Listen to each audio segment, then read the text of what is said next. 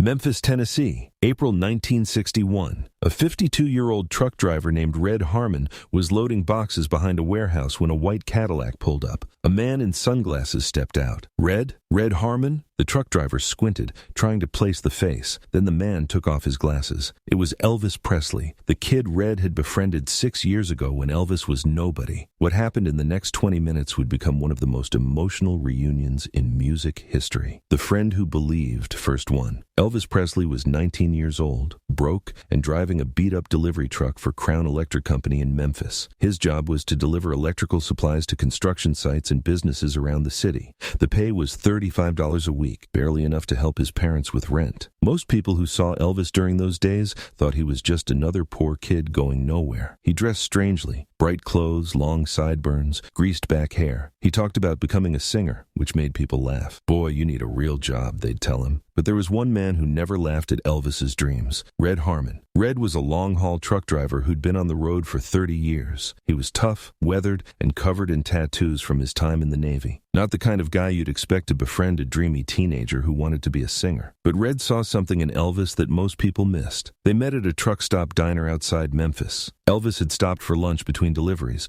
sitting alone in a corner booth with a guitar case beside him. Red noticed the guitar and struck up a conversation. "You play that thing, or is it just for show?" Elvis looked up, surprised anyone was talking to him. "I play, trying to anyway." "What kind of music?" "Bit of everything. Gospel, blues, country, trying to mix it all together into something new." Red raised an eyebrow. "Something new, huh? That's ambitious." Elvis shrugged. "Probably sounds crazy." "Nah," Red said, sliding into the booth across from him. "Crazy is doing the same thing everyone else does and expecting different results. You're trying something new. That's brave, not crazy." That conversation started a friendship that would last through Elvis's breakthrough years. But neither of them knew that 6 years later, everything would change. The struggling years. For the next year, Elvis and Red would run into each other at that same truck stop about once a week. Red would buy Elvis lunch when the kid was short on cash, which was most of the time. They'd sit and talk about music, life, dreams. Red had stories from 30 years on the road. Elvis had dreams bigger than Memphis could contain. They were an unlikely pair, but the friendship was real. "You really think you can make it in music?" Red asked one day in early 1956. Elvis looked down at his coffee. "I don't know. Probably not, but I've got to try. If I don't try, I'll spend my whole life wondering what if." Red nodded slowly. "I respect that. Most people never even try. They just accept whatever life hands them and call it good enough." "What about you, Red? You ever have a dream you didn't chase?" Red was quiet for a long moment. "I wanted to own my own trucking company. Not just drive someone else's truck, own a whole fleet, be my own boss, help other drivers make a decent living." "Why didn't you?" "Same reason most people don't chase their dreams. I got scared. Told myself it was too risky, too expensive, too late. So I just kept driving for other people and telling myself I was being practical." Elvis looked at Red with new understanding. "It's not too late, you know." Red laughed, a sad, tired laugh. "Kid, I'm 50 years old. I got no savings, no education, no rich family to back me up. It's way too late for me. But you're young. You got time to fail and try again. Don't waste it like I did." That conversation stayed with Elvis. Even years later, after he became famous, he'd remember Red Harmon, the tough truck driver who'd believed in him when no one else did, and who'd sacrificed his own dreams so he could keep food on the table. What Elvis didn't know was that Red was about to sacrifice even more. The breakthrough. In July 1956, Elvis's career exploded. Heartbreak Hotel hit #1. He appeared on television. Suddenly, the kid who'd been delivering electrical supplies was the biggest name in music. Everything changed overnight. Elvis moved his parents out of their housing project apartment into a nice house. He started touring constantly. He barely had time to sleep, much less stop at a truck stop diner in Memphis. He lost touch with Red Harmon. It wasn't intentional. Elvis didn't forget about Red. He was just swept up in the whirlwind of fame. Concert after concert, interview after interview, movie after movie. Days blurred together. Weeks became months, became years. But Red never forgot Elvis. According to what Red later told his family, he'd been at that same truck stop diner in August 1956 when Elvis's face appeared on the TV above the counter. The news was covering Elvis's appearance on the Steve Allen Show. The other truckers at the counter were making jokes. "Look at that pretty boy. Probably never worked a real day in his life." Red had stood up, walked over to the TV and said quietly, "That boy worked harder than any of you. I know him. He's good people." "You know Elvis Presley?" Someone had laughed. "Sure you do, Red." Red had walked out without another word. Let them think he was lying. He knew the truth. But Red's life was about to get much harder. The accident. September 1958. Red Harmon was driving a long haul from Memphis to Dallas when his truck's brakes failed on a mountain. road. He managed to avoid hitting other vehicles, but he crashed through a guardrail and rolled down an embankment. Red survived, but barely. His right leg was shattered. 3 vertebrae in his back were fractured. He spent 2 months in a hospital and another 6 months learning to walk again with a cane. The doctors told him he'd never drive a truck again. At 53 years old, Red Harmon's career was over. The company he'd worked for gave him a small settlement, enough to cover medical bills, but not much else. No pension, no retirement, no savings. Red had spent 30 years on the road and had nothing to show for it. He moved into a small apartment on the outskirts of Memphis and took odd jobs, whatever he could do with a bad leg and a broken back. Loading docks, warehouse work, night security, jobs that paid minimum wage and offered no dignity. Red never complained. That wasn't his style. But his daughter Mary later said her father changed after the accident. The light went out of him. He'd spent his whole life working, and he had nothing. No security, no hope, nothing. The one thing Red still had was his pride. He never asked anyone for help. Even when he couldn't afford groceries, even when he was 3 months behind on rent, Red Harmon kept his head up and kept working whatever jobs he could find. And he never tried to reach out to Elvis, even though he desperately needed help. Elvis remembers April 1961. Elvis was at Graceland, going through some old boxes from his early career. Photos, letters, newspaper clippings from before he was famous. He found a photo that stopped him cold. Elvis at 19, sitting in a diner booth with Red Harmon. Someone had taken the picture as a joke. The dreamer kid and the old trucker, an odd pair. Elvis stared at that photo for a long time. Red Harmon. When was the last time he'd seen Red? 5 years ago? 6? Suddenly, Elvis felt a wave of shame. Red had been there for him when no one else was, had bought him lunch when Elvis couldn't afford it, had believed in him when everyone else thought he was crazy, and Elvis had forgotten about him. Not intentionally, not maliciously, just forgotten. Elvis called his cousin Billy Smith into the room. "Billy, I need you to find someone for me. Red Harmon, he's a truck driver, or he was, probably still in Memphis somewhere. I need to find him." "What's this about, E?" "Just find him, please." Billy made some calls. By the end of the day, he had bad news. Red Harmon didn't drive trucks anymore. He'd been in a serious accident 3 years ago. Couldn't drive. Was working odd jobs around Memphis, barely getting by. Billy gave Elvis an address, a warehouse district on the south side of Memphis where Red was working as a part-time loader. Elvis didn't say anything. He just grabbed his car keys and walked out. What happened next would change Red's life forever. The parking lot. Reunion. Red Harmon was 52 years old, limping badly and exhausted. He'd just finished a 6-hour shift loading boxes into delivery trucks. Backbreaking work for a man with a bad leg and a worse back. His shift supervisor paid him $8 in cash and told him to come back Monday if he wanted more work. Red pocketed the money and limped toward the bus stop. $8 for 6 hours of work. It wasn't enough. It was never enough. That's when he heard it.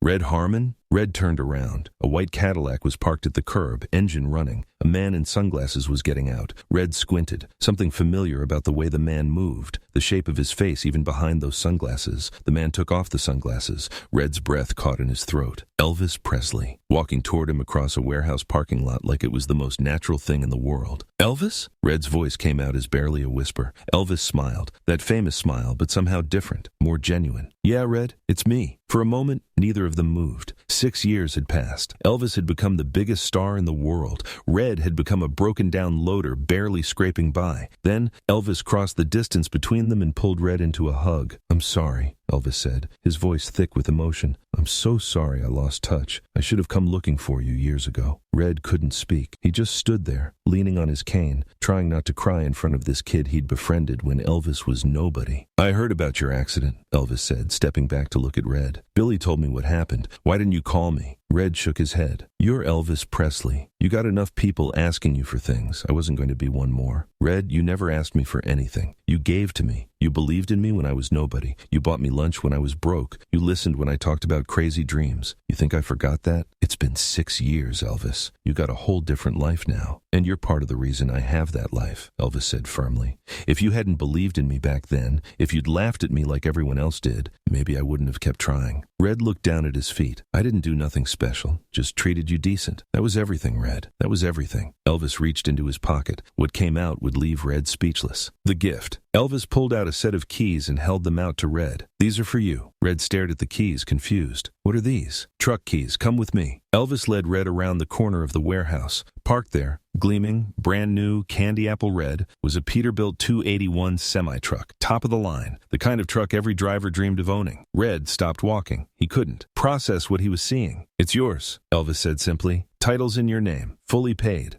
I also set up a fuel account, unlimited, for as long as you need it. You're never paying for gas again." Red leaned heavily on his cane. "Elvis, I can't. My leg. I can't drive anymore. The doctor said you can't drive because your old truck didn't have the modifications you need. This one does. I had it custom fitted. Hand controls for the gas and brake, special seat for your back, everything. I talked to a doctor. He said with the right equipment, you can drive again." Red turned to look at Elvis, tears streaming down his face now. "Why? Why would you do this?" "Because you believed in me when I had nothing. Because you never asked me for anything, even when you needed it. Because you deserve better than loading boxes for $8 a day." Elvis pulled out another envelope. "This is the registration for a small trucking company I just started. It's called Harmon Trucking. You're the owner. I'm just the investor. You run it however you want. Hire who you want. I've got 3 more trucks like this one coming next month. You're going to build that fleet you always dreamed about." Red couldn't stand anymore. He sat down on the curb, cane clattering beside him, and put his face in his hands. Elvis sat down next to him. They sat there in silence for several minutes, 2 men in a warehouse parking lot, one famous and one forgotten, connected by a friendship that had somehow survived 6 years in a world of change. If you could go back and thank someone who believed in you before anyone else did, who would it be? Someone who saw your potential when you were nobody? Drop their name in the comments. Maybe they'll see it and know they're remembered. "The promise kept, Red," Elvis said finally. "You told me once that you wanted to own a trucking company, that you wanted to help other drivers make a decent living. Remember?" Red nodded, still unable to speak. "You didn't do it because you were scared, because you thought it was too late. But it's not too late. I'm giving you the chance now, not because I feel sorry for you, but because you deserve it, because you'd be good at it, because that dream you gave up on, it's still worth chasing." Elvis stood up and offered Red his hand. "Come on, let me show you your truck." Red let Elvis pull him to his feet. They walked slowly to the Peterbilt, Red limping badly,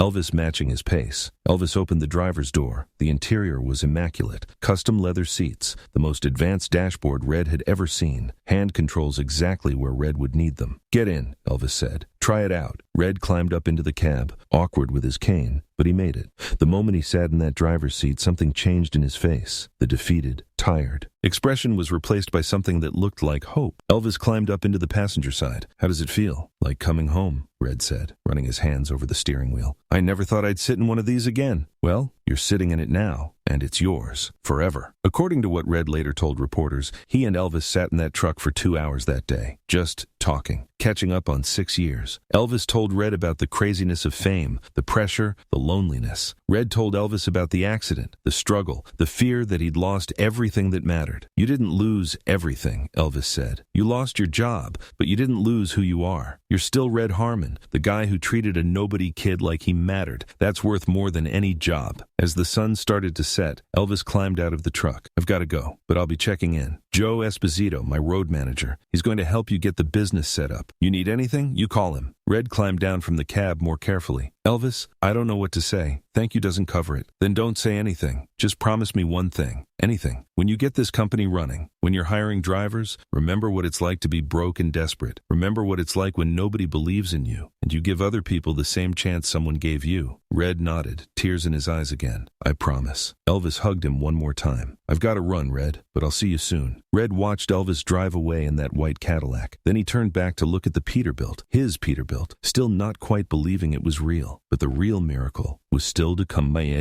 Red Harmon Trucking. Within 6 months, Red Harmon Trucking was operating with 5 trucks and 10 drivers. Red hired men who were like him, older guys who'd been injured, who'd been forgotten by the industry, who needed a second chance. He paid above industry standard, offered full benefits, made sure his drivers got home to their families regularly instead of being on the road for months at a time. Word spread. Soon, Red was getting job applications from all over the South, guys who'd heard about the trucking company that treated drivers like human beings instead of expendable equipment. By 1965, Red Harmon Trucking had 20 trucks and 40 drivers. It was one of the most respected small trucking companies in Tennessee. Red never forgot Elvis's final request. When you're hiring, remember what it's like to have nothing. Every driver Red hired had a story. Injury, bankruptcy, family crisis. Red gave them all a second chance, just like Elvis had given him. Mr. Harmon saved my life, one driver said in a 1967 newspaper interview. I'd been out of work for 8 months after a back injury. No other company would hire me. Mr. Harmon not only hired me, he paid for physical therapy so I could drive without pain. Who does that? Red Harmon did that because Elvis Presley had shown him what generosity looked like. But Red never talked publicly about how he'd gotten the company started. The secret kept. For 16 years,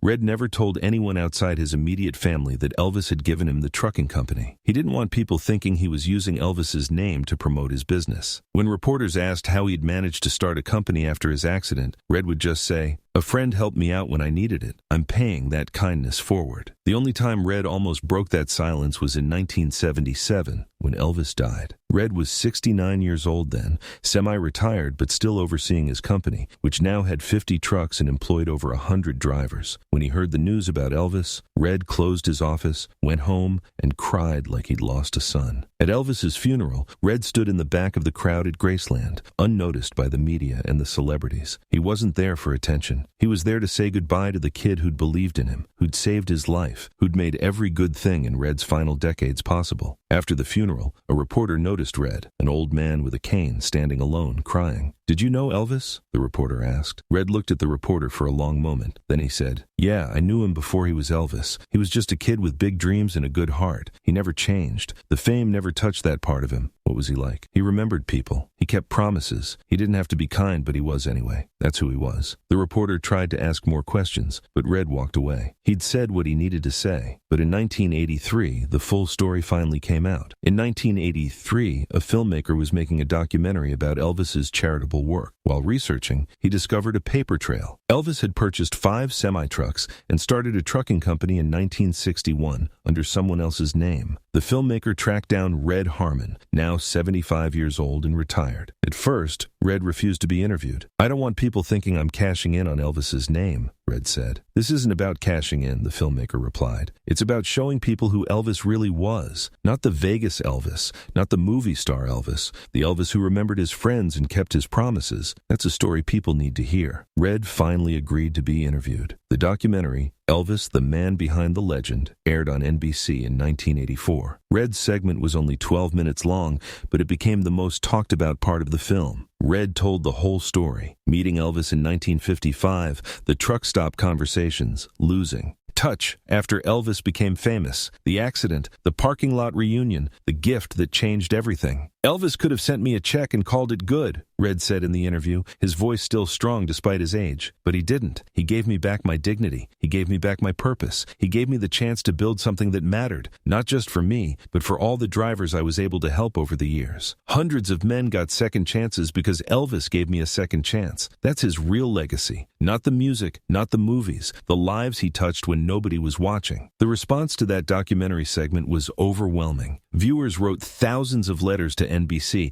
all saying the same thing. "We never knew this side of Elvis. We never knew he did things like this." Red received hundreds of letters, too. Many were from people saying, "Your story inspired me to help someone else." Several were from Elvis fans saying, "Thank you for being his friend when he had nothing." One letter came from Priscilla Presley herself. The final gift. In 1985, Priscilla Presley invited Red Harmon to Graceland for a private meeting. Red, now 77 and in failing health, made the trip with his daughter Mary. Priscilla met them in Elvis's office, preserved exactly as Elvis had left it. "Mr. Harmon," Priscilla said, "I wanted to meet you because Elvis talked about you. Not often, but when he did, it meant something. He told me once that you were one of the few people who'd known him before fame and never treated him differently after. He was just a kid who needed a friend," Red said simply. "I didn't do anything special." "That's exactly what made it special," Priscilla replied. "You didn't want anything from him. You just liked him. That was rare in Elvis's life." Priscilla handed Red a small box. "This is something Elvis kept in his desk drawer. I think he'd want you to have it." Red opened the box. Inside was a photograph, the same photograph Elvis had found in 1961. 19-year-old Elvis sitting in a diner booth with Red Harmon, 2 friends from different worlds. On the back, in Elvis's handwriting, Red Harmon, 1955, "The first person who believed I could do it. Eep, Red held that photograph and cried. He kept this all these years? He kept everything that mattered to him, Priscilla said gently, and you mattered to him. Red Harmon died 6 months later, in January 1986. He was buried in Memphis, and his funeral was attended by over 200 people, mostly truck drivers, whose lives he'd changed by giving them second chances. At Red's funeral, his daughter Mary shared something her father had told her in his final days. Elvis gave me 25 good years I wouldn't have had. But more than that, he taught me that success doesn't mean forgetting where you came from. It means going back and lifting up the people who lifted you. That's the real measure of a man. Who in your life deserves a parking lot reunion? Someone you've lost touch with who believed in you early on. Maybe it's time to track them down and say thank you. Share in the comments if you've ever reconnected with someone from your past and how it changed things. The legacy that lived on today. Red Harmon Trucking still exists, though it's been renamed Harmon Presley Transport in honor of both men who built it. The company is now run by Red's grandson and employs over 300 drivers. The company still follows Red's original hiring policy. Priority goes to drivers who are older, injured, or have been rejected by other companies. The company motto, displayed in every truck, second chances matter. In 2010, the company established the Red Harmon Memorial Scholarship, which provides training and licensing fees for people who want to become truck drivers